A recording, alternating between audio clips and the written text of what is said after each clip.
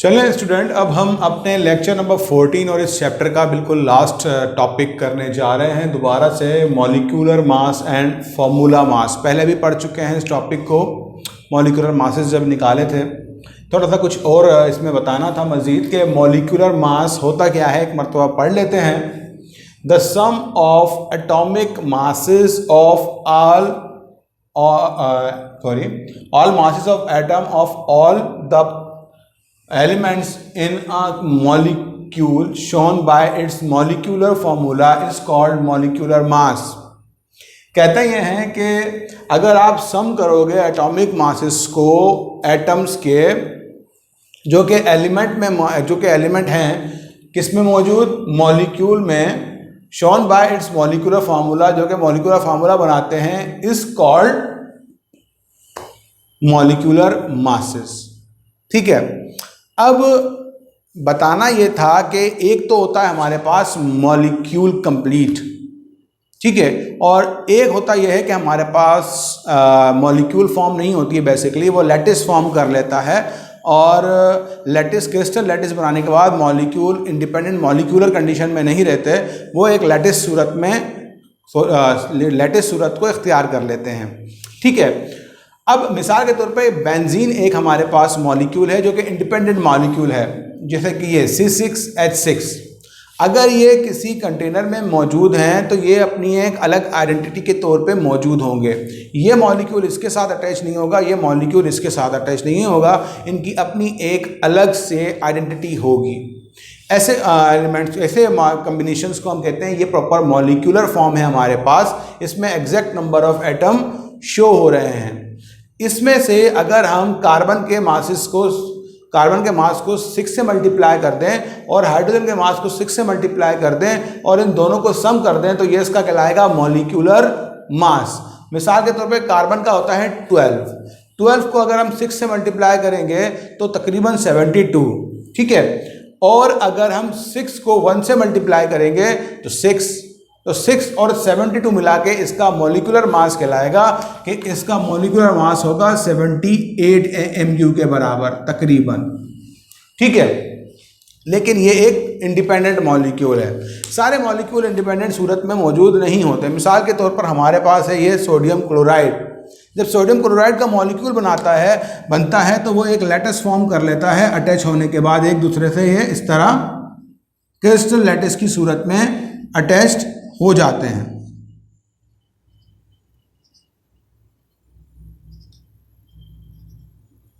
इस तरह करके, ठीक है, और ये एक इंडिपेंडेंट मॉलिक्यूल की सूरत नहीं रहती कि एक इंडिपेंडेंट मॉलिक्यूल हो, क्योंकि ये लैटिस बना लेते हैं। इस लैटिस बनाने के बाद होता यह है कि हम इसका सिंपलेस्ट रेशो निकाल लेते हैं, बस वो कहलाता है हमारे पास इसका कौन सा, सिंपलेस्ट फॉर्मूला।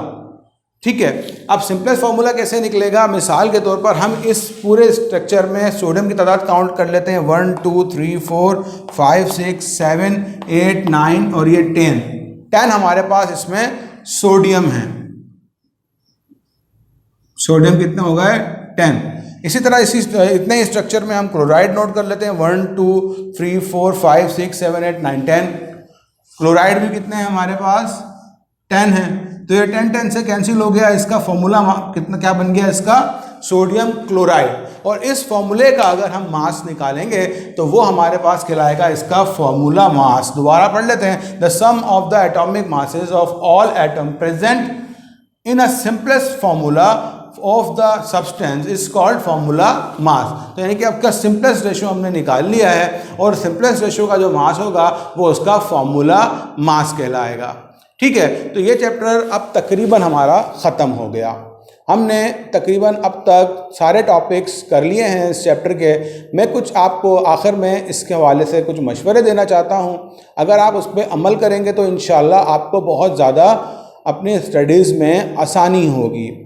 मिसाल के तौर पर सबसे पहला काम आप ये कीजिएगा कि जो आपकी बुक है, जो टेक्स्ट बुक है, उसको कभी भी साइड रख कर नहीं बैठिएगा। अपनी टेक्स्ट बुक को फ़ौरन आप जब भी चैप्टर पढ़ें उसे साथ साथ ही पढ़ें, कोशिश करें, लेकिन इस तरह पढ़ें कि आपका हर पॉइंट बुक में लिखा हुआ आपको क्लियर समझ में आए, क्योंकि बाद में एमसीक्यूज़ का जो पोर्शन होगा वो आपको तंग करेगा वरना। ठीक है, आपकी बुक एक ऐसी चीज़ है जो आपको परेशान होने नहीं देगी। और अगर आप बुक को प्रॉपर पढ़ेंगे तो दूसरा फ़ायदा आपको ये होगा कि जब आप इसका एंट्री एग्ज़ाम में बैठेंगे, किसी भी MCAT, ECAT और फर्दर कोई भी एग्ज़ाम हो जहाँ पर सवालात केमिस्ट्री, फिज़िक्स और बायो या मैथ्स और उसके साथ बायो होगा या मैथ होगा या फिर इंग्लिश होगा, तो हमारे पास ये सब्जेक्ट का जो एग्ज़ाम आता है तो याद रखिएगा उसमें भी आपको ये बुक बहुत फ़ायदा देगी, आप उसको साइड नहीं कर सकते। ठीक है, तो जो चैप्टर आप पढ़ रहे हैं उससे बुक से टॉपिक वाइज ज़रूर पढ़ें ताकि आपके हर पॉइंट्स क्लियर हो जाएं। ठीक है, और जो क्वेश्चन बने उन क्वेश्चन को लाजमी हमसे पूछें। ऐसा ना करें कि क्वेश्चन अगर आपके दिमाग में है तो आप भले वो मामूली क्वेश्चन हो और अगर आपको नहीं समझ में आया तो वो आपके लिए मुश्किल ही होगा। ठीक है, इसके अलावा दूसरा काम आपने क्या करना है? दूसरा काम आपने ये करना है कि आपने क्वेश्चंस जहाँ मिलें, जितने मिलें, जब जो टॉपिक आप पढ़ रहे हैं उनको सॉल्व करें, जितना कर सकते हैं उतना सॉल्व करें, क्योंकि जितने क्वेश्चन आप डिफरेंट तरीके से पूछे गए हुए क्वेश्चन को आप सॉल्व करेंगे खुद बैठ के, उतनी आपको ज़्यादा से ज़्यादा आइडिया हो जाएगा कि आप किस तरह क्वेश्चंस को एग्ज़ाम में सॉल्व, क्योंकि एग्ज़ाम में मसला सारा ये होगा कि टाइम लिमिटेड होता है, सोचने का इतना टाइम आपके पास नहीं होता। तो आप जब डिफरेंट तरीके से क्वेश्चन को अटैम्प्ट कर लेते हो तो आपको एग्ज़ाम में इतनी प्रॉब्लम नहीं होती। आप एक मरतबा इस क्वेश्चन को पढ़कर आइडिया लगा लेते हो कि इस तरह का क्वेश्चन आपने किया हुआ है, तो आपको आसानी से सॉल्व करने में आपका आइडिया हो जाता है। तो कोशिश ये कीजिए बहुत ज़्यादा कि जितना हो सके आप बुक को पढ़िए, नोट्स भी देख से याद कीजिए और प्रैक्टिस कीजिए। जितनी आपको प्रैक्टिस आप कर सकते हो उतनी ज़्यादा प्रैक्टिस आप कीजिए। शुक्रिया, अल्लाह हाफिज़।